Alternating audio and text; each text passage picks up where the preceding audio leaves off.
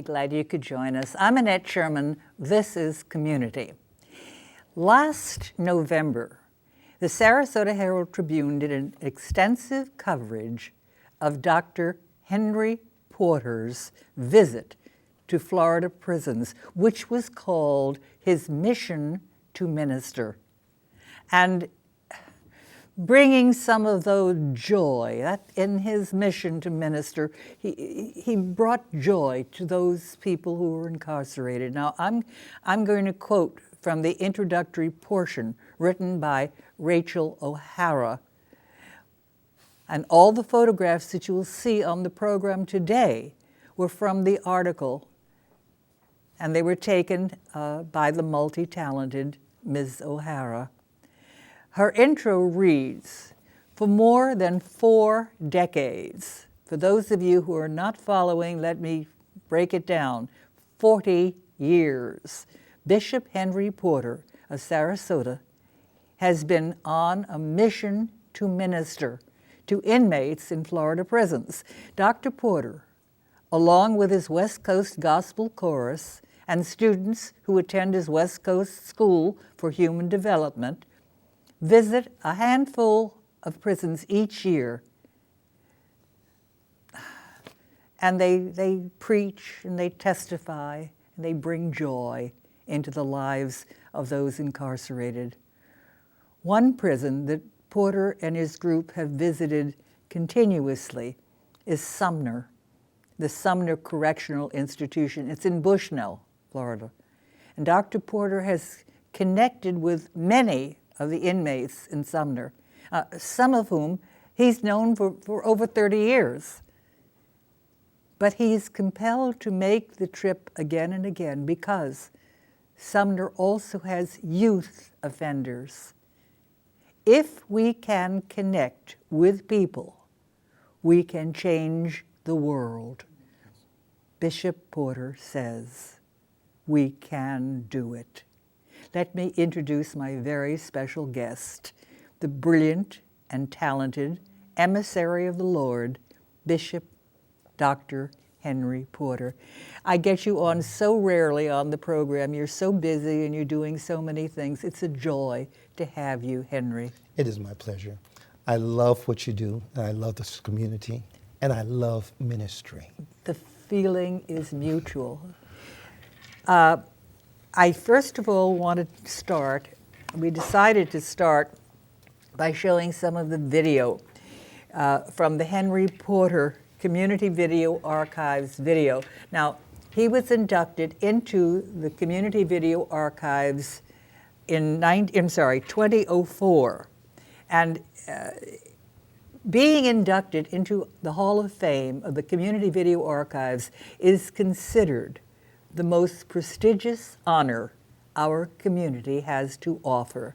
And of course, one of those honors, there's about 150, 160, but we've been doing this for 26 years. And I'm delighted that Dr. Porter is one of them. I was telling him before the program went on today that the producer, when he got finished, I usually ask him, well, how did it go with so-and-so? I said, how did it go with Dr. Henry Porter? Because I know he's so multi-talented. Did he sing? He said, you have no idea how educated that man is. We're going to talk a little bit about it. But he was just blown away with your talent, with your education, with your desire to do good things. We'll touch on all of those. Well, not all of them, as many as we can.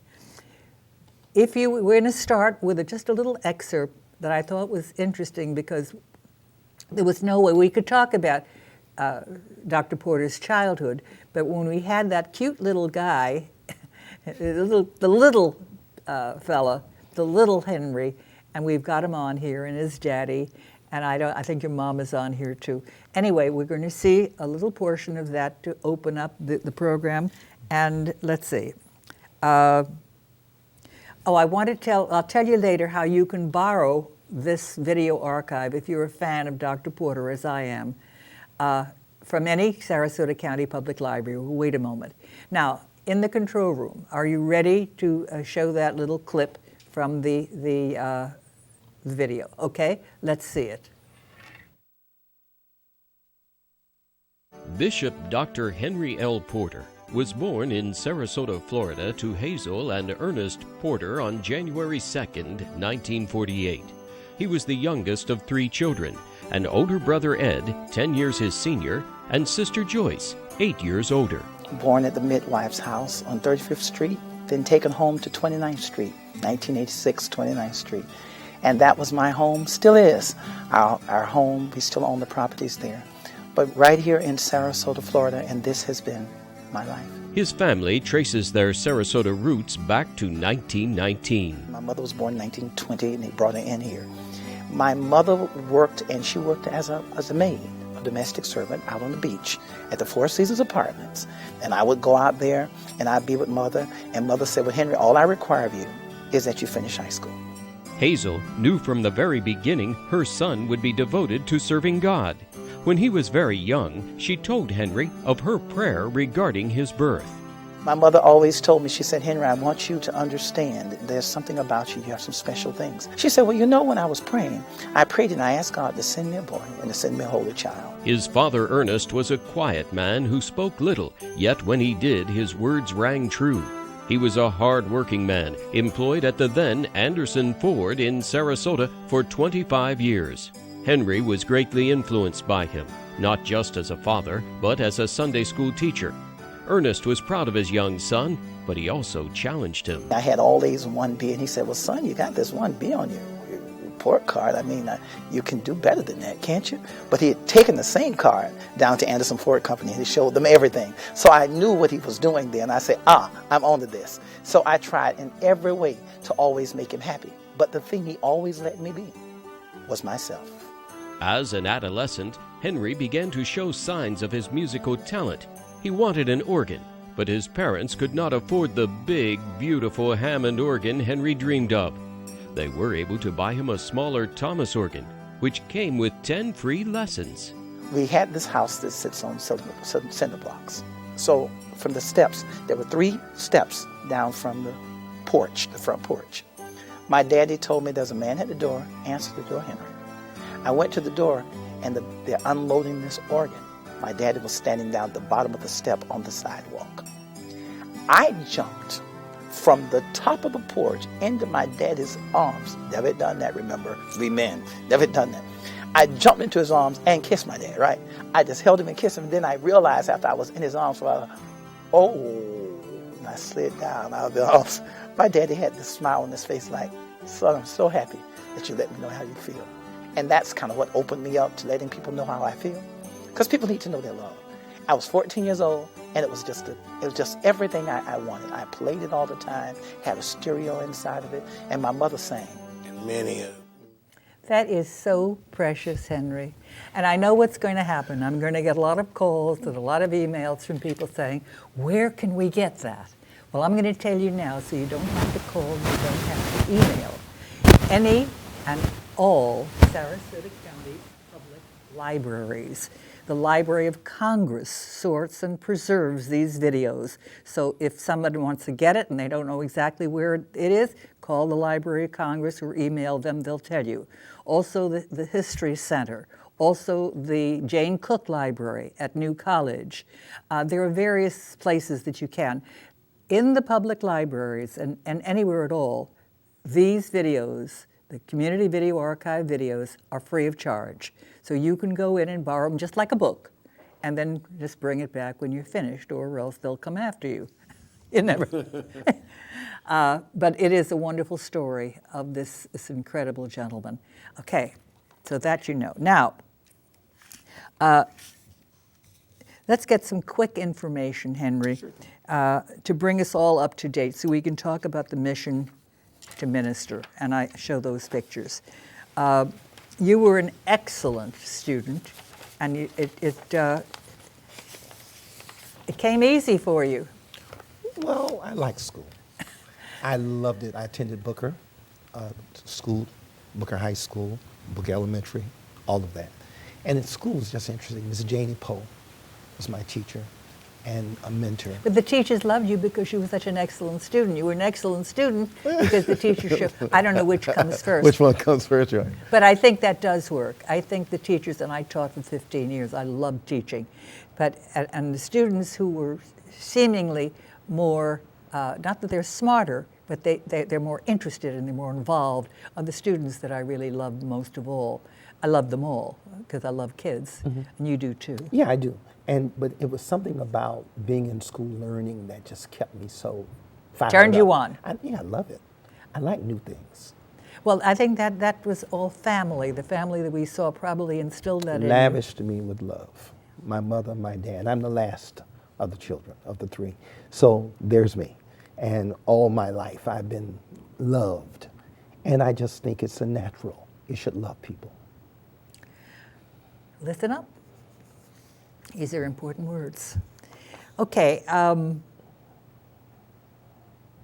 Did you mention all the scholarly honors that you have? Well, yeah. Well, I graduated valedictorian from Booker.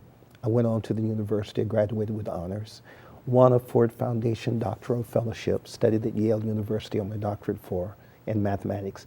Taught at Florida A&M University starting in 1973. Mathematics professor. But the joy of it all, I like people. And I like seeing people glow. You know, it's like sunlight in a bottle. When you deal with people, it makes you feel really great inside. When you see things happening to them, when they light up and they glow with it, it just does so much for me. Loving to learn is instilled in children by their family, by various different things. My late husband said that he found books at a very young age, and it took him all over the world. And that really created an interest in learning, an interest in going and doing. Sounds like my story. Yeah. Okay. Well, about 40 years ago, well, just let me get to this point because there were things that you did that I do want to mention here. After the scholarly honors and you came back to Sarasota, you founded the Westcoast School for Human Development, the Center for Human Development, and the Westcoast Gospel Chorus. I think most people remember that because you were on TV with that. All the time. All the time. Gospel and Chorus you were was on on. with these wonderful costumes and these women with voices that are to die for. Just beautiful. And I think that your audience will remember that. But some of these people you took with you on your mission To the prisons. to the prisons. Right.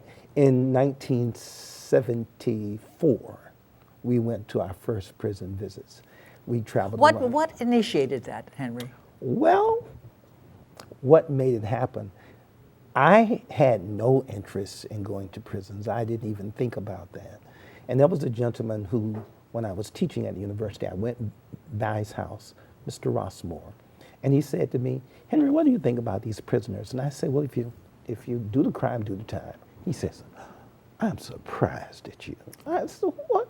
He says, "Have you looked at the statistics? Do you know what's going on?" And I hadn't. And then I had this dream, and this little man was in the dream, and he said, "I need somebody to help me." And I saw these prisoners. So I wrote the prison and asked him, could I come? He said, "Why would you want to come to a prison? You're teaching at the university where there's talent, but these men have thrown away their lives." I said, "Well, allow me to come." And the first day that I went, I took the organ, a group of about 30 young people. I started playing the organ, and I fell across the organ crying. I was embarrassed. I said, "I've embarrassed myself terribly." So I'm not, I felt like I had failed in reaching them. But when I opened my eyes, men were sprawled across the floor crying also. And I didn't know what to do. And that's when they began to say, "You're straight up with us. Talk to us." And I found out there's a treasure in the lives of people, no matter what they've done. Some people have very difficult times, and they're incorrigible. They listened. They listened thoroughly. And it affected my heart. I can see that. I can see it where it would. I can see it would affect anybody's. I mean, can you see men crying on the floor, laid out on the floor? That was my first experience. So I went back. No, you were indoctrinated that time. That's it. I have to help. Yeah. I want to get to those pictures because they will tell the story. I mean, that was very touching and true. Okay, let's start the pictures. When the pictures come up on the screen, Dr. Porter, tell us what you remember about when that picture was taken, what was happening. Okay, picture number one. What a wonderful picture. This young man came to me and he said, please, will you pray for me? I want to do the right thing in my life. I took him and I held him and he grabbed me and we put our heads together and we began to pray. He says, I want to do better. I just need to know how. How do I do better? And I feel that with the knowledge we have, all of us have, we can help someone. Wonderful picture. Just one. Next one, please. That's Brenda. And Brenda and our team, and one of our students there. She has a beautiful voice. Oh, Brenda told the story how she was homeless. She said the heavens were my roof, the streets were my floor, my walls were wind. But she said, I was in a bad place. And she told that story. And these young men got so excited about hearing that message, along with one of my students there, Marlon, who's a student at the Westcoast School. They were so stirred. It's a personal experience. And each one of them is different and unique. You know, I think that there's no question in my mind that the incarcerated people, men, got something we can't even describe. Maybe you could. Those experiences they've had, when we started going in 1974, maybe 10, 13,000 men were in prison. We have 100,000 now in prison, 150,000 under supervision. In the United States of America, 2.5 million in prison, most of them for drugs, small drug offenses. Something has to change. Okay. These men. We started singing a song and they started lifting their hands all through the building. And these responses are different at each prison. This is Sumter. And these men just, when they started putting their hands up, you know, we get fired up even more to join with them because nobody told them to raise their hands. But it's yieldedness. But they were moved by it. And I started to say before, I bet not only the prisoners were uplifted by this and changed to a certain degree, but the students that went with you. Of course, they asked me, can they go? It used to be when we started, they could go in before 18. Now the state requires that they're 18 before they come in. And they asked me, put my name on the list. I want to go.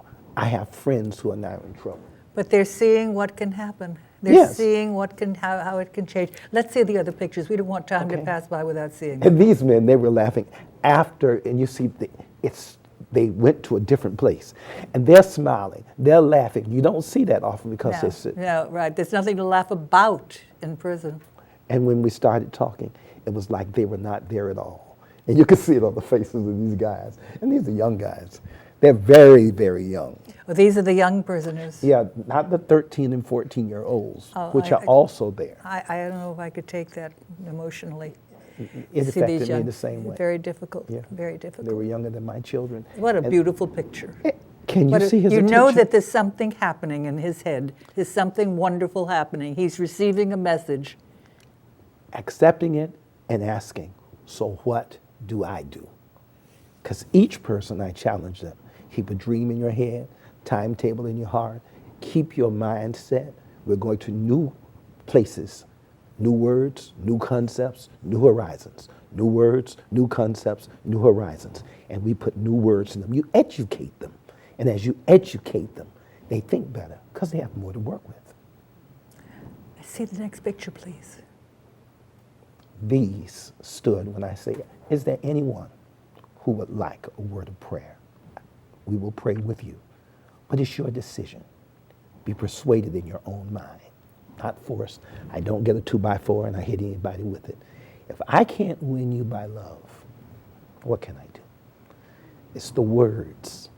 And so they did that on their own. And it encourages me when I see a scene like that. Next picture, please.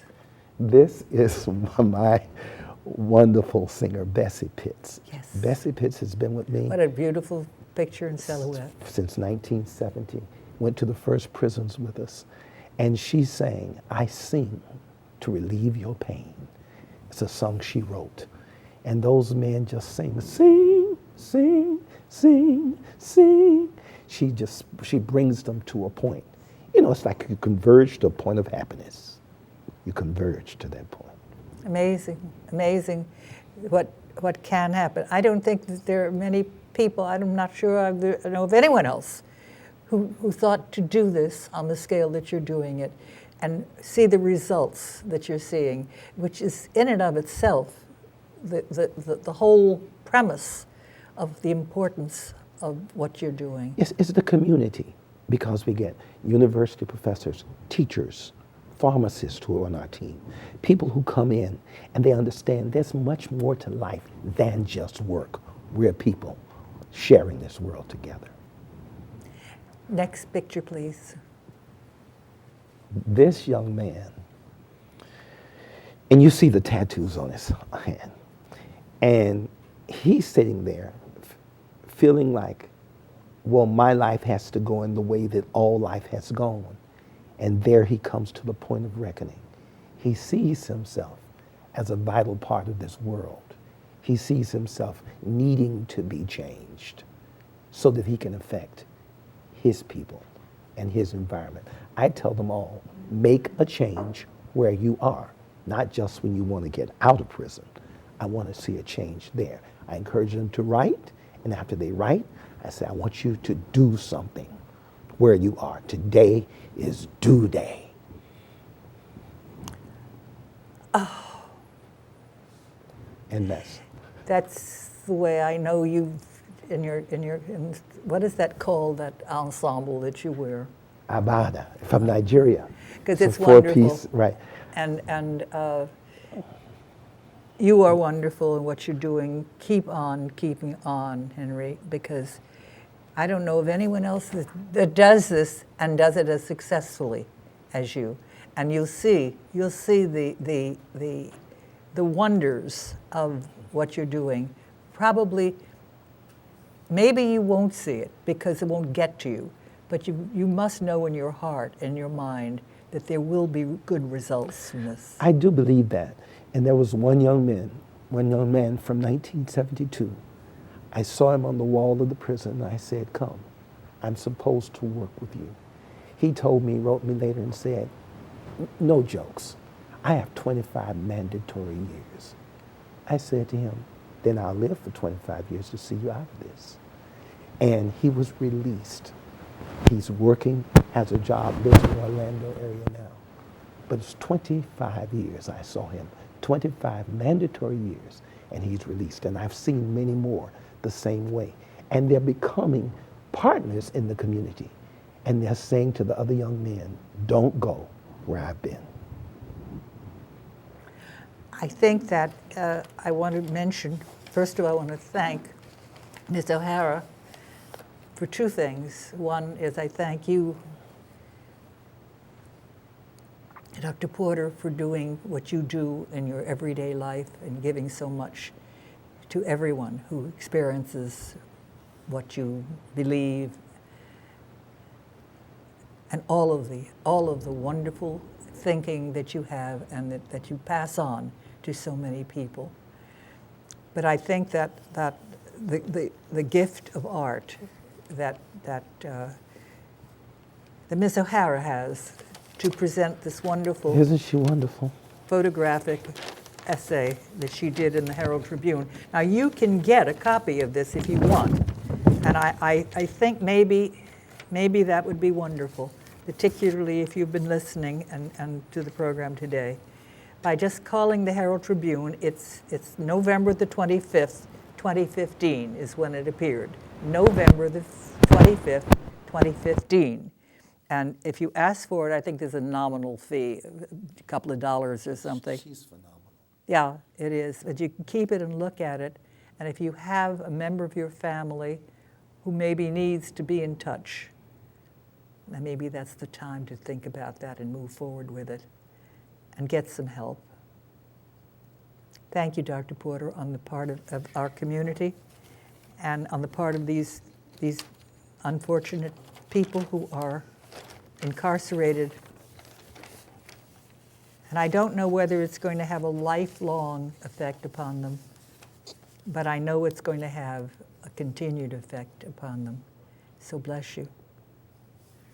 I love it. I do want to remind everyone that this program can be seen each Saturday, not this specific one, but Community, the TV show, can be seen each Saturday night at 8 p.m., and it can be seen on Comcast, SNN Comcast, that's Channel 6, and SNN Verizon, that's Channel 9, and then the two high-definition channels, and then on Channel 39, and that's another channel that I'm not familiar with, but it's on there, and if you have it, you probably know, oh, I can get it.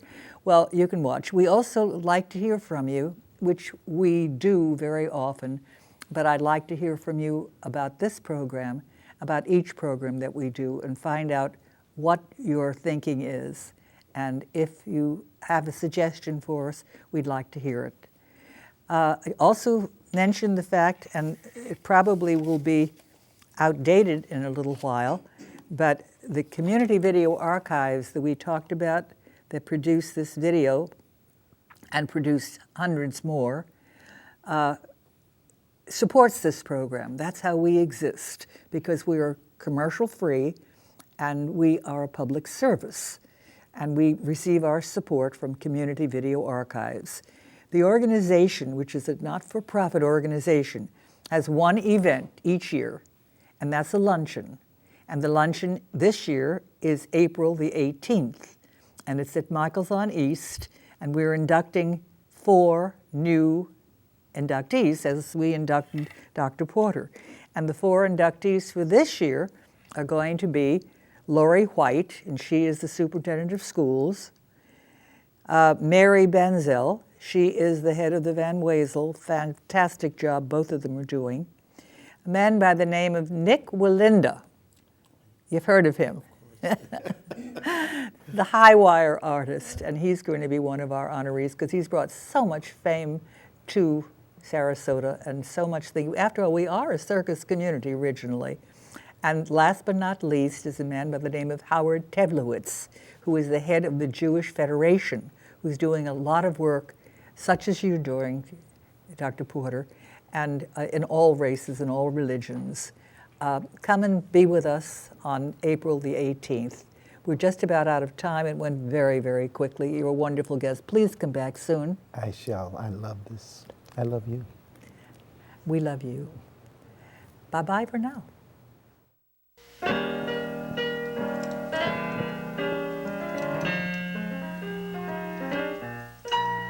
The time really flew. We bid you adieu from Community. If you want to know why we love it here, so check out Community. Well, it's a who's who, a what's, when, and where show. It's a mover and shakers who care show. Meet your neighbors and friends, each one has a passion.